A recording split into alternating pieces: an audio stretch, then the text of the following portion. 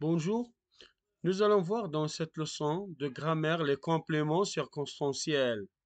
Donc, comme vous voyez, les compléments circonstanciels, ce sont des compléments facultatifs. Ça veut dire on peut déplacer, supprimer dans la phrase. Donc, pour définir les compléments circonstanciels, donc indique les circonstances dans lesquelles se déroulent les actions exprimées par le verbe. Ils peuvent être déplacés ou supprimés dans la phrase. Ça veut dire peut être au début, au milieu, à la fin. Et pour même supprimer dans la phrase. Au contraire des compléments d'objet direct, ce sont des compléments nécessaires ou bien essentiels dans la phrase. Ça, on appelle des compléments facultatifs. Ils déterminent seulement comment, où, quand, etc. Comment, où, quand se déroule l'action.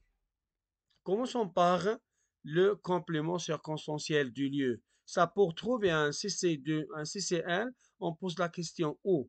Et où, ça indique le lieu ou bien l'endroit. Donc à midi, c'est le mot accent c'est grave. À midi, nous déjeunerons dans le jardin.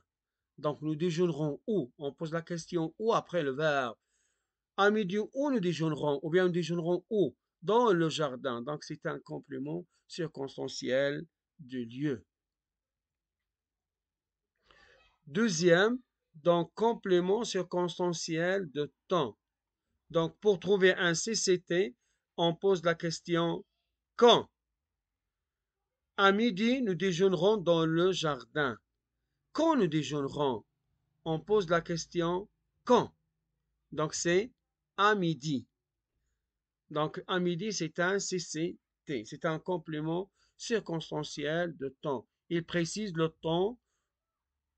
Nous déjeunerons dans le jardin à quel temps ou bien le temps. C'est clair? Donc c'est un complément circonstanciel de temps. Complément circonstanciel de manière. Ça, pour trouver, on pose la question comment. Donc c'est la manière ou bien c'est la façon de l'action.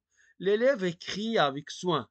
Comment l'élève écrit comment? Avec soin.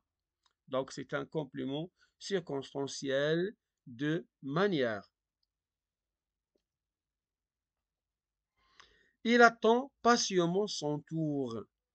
Il attend comment? Patiemment son tour. Patiemment aussi, c'est un CCM. La différence entre les deux, ça, CCM se forme d'un groupe de mots, ou bien c'est un, comment il est formé par une préposition avec soin. Ici, c'est sous forme d'un adverbe, patiemment. Les deux, ce sont des compléments circonstanciels de manière parce qu'ils montrent la façon ou bien la manière de l'action, comment il écrit ici, et il attend comment. Donc, les deux, ce sont des CCM, sauf ici, c'est un groupe de mots. Ici, c'est un CCM sous forme d'un adverbe. Les compléments circonstanciels de moyens. Complément circonstanciel de moyens. Ici, donc, de complément circonstanciel de moyens. Euh, comment on peut déterminer un CCM ou bien un CC de moyen. Ça, c'est le moyen ou l'instrument souvent introduit par les prépositions avec ou bien de ou bien à. Ça, les CC de moyen sont introduits par une préposition avec de ou bien à. Ça montre l'instrument qu'on peut utiliser ou bien le moyen utilisé, comme ici. Je vais à l'école à pied. C'est un CCM. C'est un complément circonstanciel de moyen. Parce que c'est le moyen utilisé, c'est à pied. J'y vais en bus.